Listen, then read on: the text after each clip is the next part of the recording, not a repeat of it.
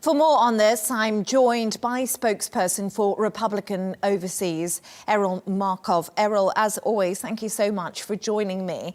I just want to start with Erika Kirk and Candace Owens. So they sat down and spoke for over 4 hours yesterday. What did you make of the meeting and the timing of this get-together just a day before the Turning Point USA conference?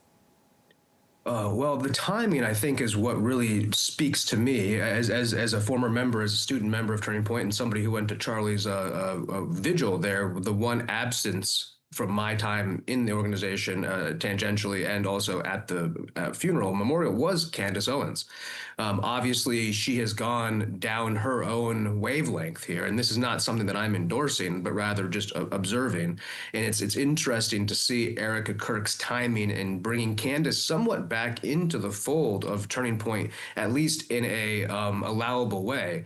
I think for most people who aren't heavily invested in the story, they are curious why Erika Kirk wasn't responding to all these kind of very, let's say, avant-garde things Candace Owens was saying. So I think this meeting has sort of given Candace Owens some legitimacy to continue going on. And it also could be a way to build bridges, because I think also everybody's forgetting here that that is a friend of hers who was murdered. And so, you know, Erika Kirk lost her husband, Candace Owens lost her friend. People who are grieving do bizarre things. The fact that they sat down for 4.5 hours, that's quite a lot of time. What the result of that will be, what that will mean for Turning Point USA and Candace Owens going forward, I can't speak on that. But as a cultural observation, it certainly gives some legitimacy to Candace Owens that was not there prior.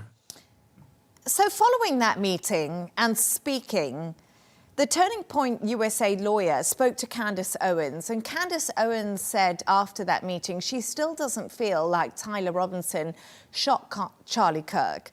As you said to me, Charlie Kirk was one of her closest friends. You know Charlie Kirk. You worked at Turning Point USA. What do you make of these allegations, and how damaging have they been for Turning Point USA? Well, they've been very damaging in the sense that this is an organization of good people, God-fearing Christians, and the implication that anybody internally in that organization has been involved in the murder of Charlie Kirk. Charlie Kirk is the reason why I'm married to my fiance. We met at a Turning Point USA event. I mean, Charlie Kirk is somebody who everybody around him loved. So the idea that he was surrounded by a Judas Iscariot type figure is something that is hard to reconcile without any proof. And I think that's the sort of the elephant in the room here is, where is the proof that this has happened? And is people's negligence proof of willful negligence? You know, oftentimes we can attribute to malice what can often be attributed to apathy. And I think that's one of the sort of ways to look through it here. Now, Turning Point is a multi-$100 million organization. This is an organization that realized that the young people still have a voice, and you know, political change comes a lot slower than social change. So this is an adaptable, aggressive, and pragmatic group of people, and it's quite a big tent. And so I think while it's been a setback socially, it also is important to note that they didn't back away from the discussion. Charlie never backed away from controversy. He never backed away from you know, putting his opinion out there. And if they were wrong about something, they would correct themselves.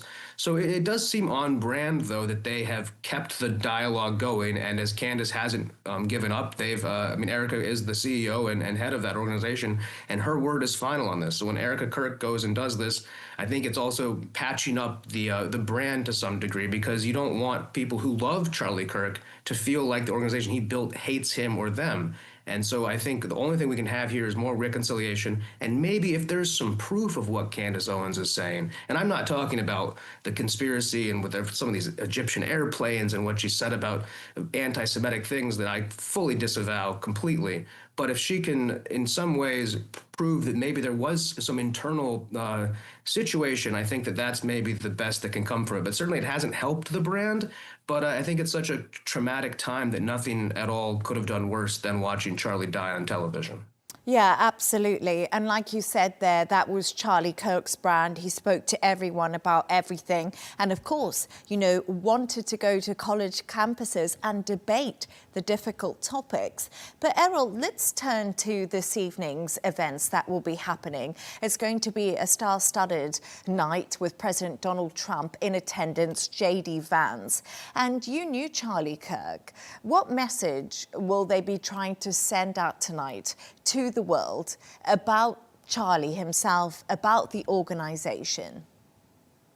I think they're going to try to toe the line with Charlie's deep Christian belief. Charlie always wanted to be remembered above all else for his faith. He was an unapologetic Christian and somebody who put his faith at the center of who he was.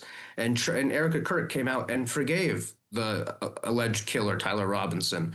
I think the killer, but according to the documents, alleged still, Tyler Robinson.